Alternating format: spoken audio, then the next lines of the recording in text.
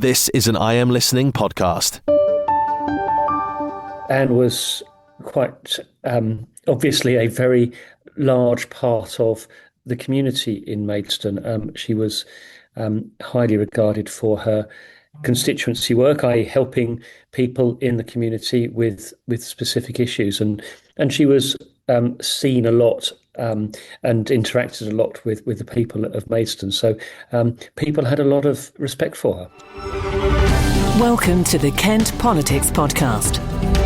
Hello, I'm Nikki White, Senior News Editor with the KM Media Group, and this is our weekly bite-sized roundup of Kent's political news.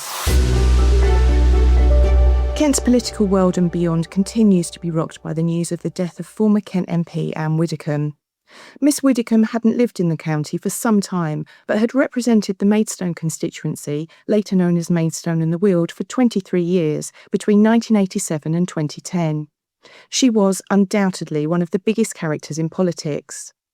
The circumstances surrounding her death are still being investigated, and a murder inquiry is underway. But in the meantime, scores of tributes have been paid to the former Tory minister, who became a Reform spokesperson in her later years. From the politicians she worked alongside and debated heartily with, to the TV teams who met her after she took up a career in showbiz, and the constituents she so proudly represented, there have been plenty of memories to share. You will find many of them on our website at Kent Online. The 78-year-old had lived for some time in Devon, but her links to Maidstone were long and strong. Here's Maidstone Council leader, Councillor Stuart Jeffrey. Anne was quite obviously a very large part of the community in Maidstone. She was highly regarded for her constituency work, i.e. helping people in the community with specific issues. And she was seen a lot and interacted a lot with the people of Maidstone. So people had a lot of respect for her. 23 years is a very long time to be an MP and represent an area. Hence, she was so well known and was able to help so many people. So which she did, and you know, I can attest to her answering every email and letter that I ever wrote to her. Even if I didn't like the answers, that I always got an answer, which was nice.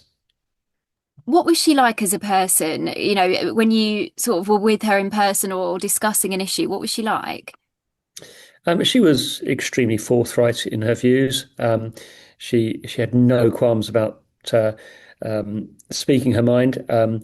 We disagreed on many things, but she was always willing to talk to me about them and to others about them, despite our very different opinions on stuff. So which is good, and it's why it's what I expect from good politicians, is that willingness to discuss and debate. What sort of reaction have you heard from people around Maidstone? I mean, this is a huge national story, and I know she lived down on Dartmoor, in her later years, but it is a huge sort of connection she had to Maidstone. Yeah, and people have been. We put a statement out on last week, and people have been commenting on that.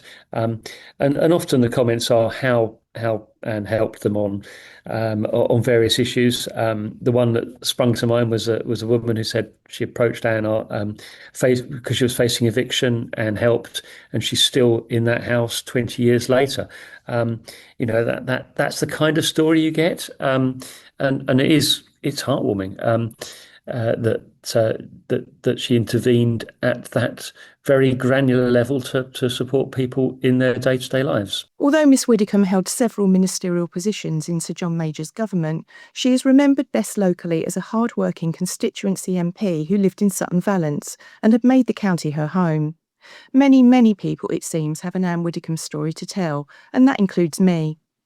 I was working as a news editor at the Kent Messenger while Anne was MP for the area, and without fail there was never a time when she didn't answer a query from us. You'd pick up the phone and hear, "It's Anne," in her unmistakable high-pitched tone. No other introduction was needed. Who else would it be? She could come up with a concise, hard-hitting quote at the drop of a hat, and you always knew exactly where you stood with her. There was no time wasting on fanciful wishes. Her statements were strong and to the point. When Anne announced she would be stepping down as Maidstone's MP, our editor had the idea to invite her in to oversee one of our papers. We thought she'd just sit in on our news meeting, pose for a few photos and make a few minor suggestions. Not so. She chaired the meeting properly, with clear instructions of what she'd like out of several stories, and sent our reporting team on their merry way to deliver what she'd asked for. Quite why we expected anything different, I'll never know, but it was a day I'll never forget. Our thoughts are, of course, with all of Anne's family and friends. Is there a topic that you would like to be discussed on the Kent Politics podcast? Perhaps you've got a question for one of our panel, or you'd like to comment on a hot topic in local or national government. Get in touch by emailing or sending a voice note to kentpoliticspodcast@thekmgroup.co.uk. Pretty much every council in Kent has a Public Spaces Protection Order, or PSPO, of some sort. Almost all of them ban things like antisocial drinking, sometimes manoeuvring on mopeds gets singled out, that sort of thing. Kent's only city, Canterbury, already has a PSPO covering the High Street. It includes things like stopping delivery drivers from riding down that stretch in certain hours of the day, and makes it so that antisocial drinkers have to surrender their booze if asked to do so. Controversially, it also includes rules which can fine persistent beggars if they cause alarm or distress. These PSPOs are time limited, and the current one in Canterbury is set to run out at the start of 2027. As such, the City Council is consulting on a possible new one.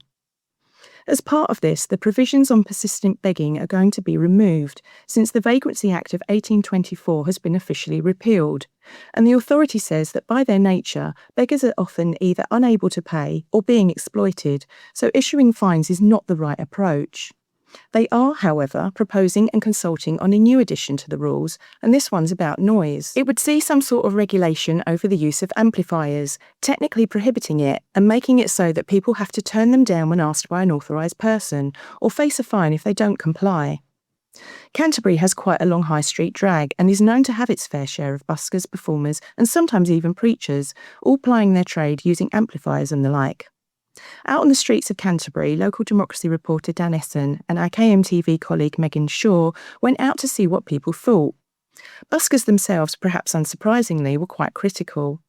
They said that simply asking people to turn the noise down would probably be enough, and that they wouldn't get many buskers persistently refusing to do that when asked. Members of the public were broadly supportive of the buskers too.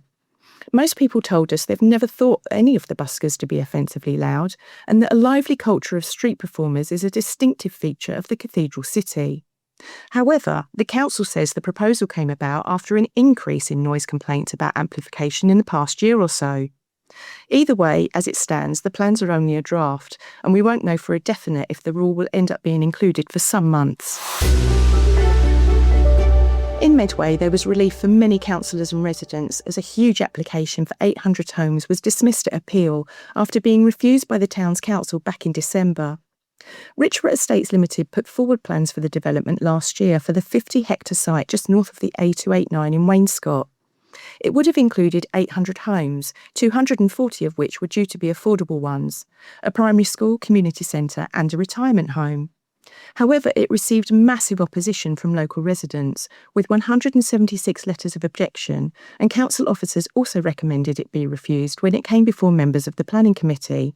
They said the added pressure on local services, particularly the road network and the nearby Fort Elms roundabout, which is regularly a nightmare for drivers, as well as the loss of landscape and agricultural land, was too significant of an impact to justify the development. However, even before the refusal had been given, Richborough had already filed for an appeal to the Planning Inspectorate on the grounds that Medway Council had taken too long to decide. The case went before Inspector Nick Fagan in May, where he ultimately sided with the authority. Therefore, the refusal of the plans has been upheld, and a spokesperson for Richborough Estates has said that it is disappointed in the result and considering next steps. Parents and campaigners have launched a petition to flag a safety issue at one of the county's newest secondary schools, and it has thrown political rivals together. Chilmington Green School near Ashford, which opened in 2023, has no public transport links, which seems extraordinary in this day and age.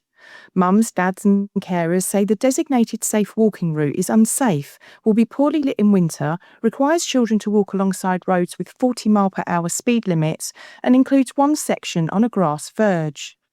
The route is around 3 miles long, and for those on the outer edge of the catchment area, they say it's simply too far and too dangerous to consider.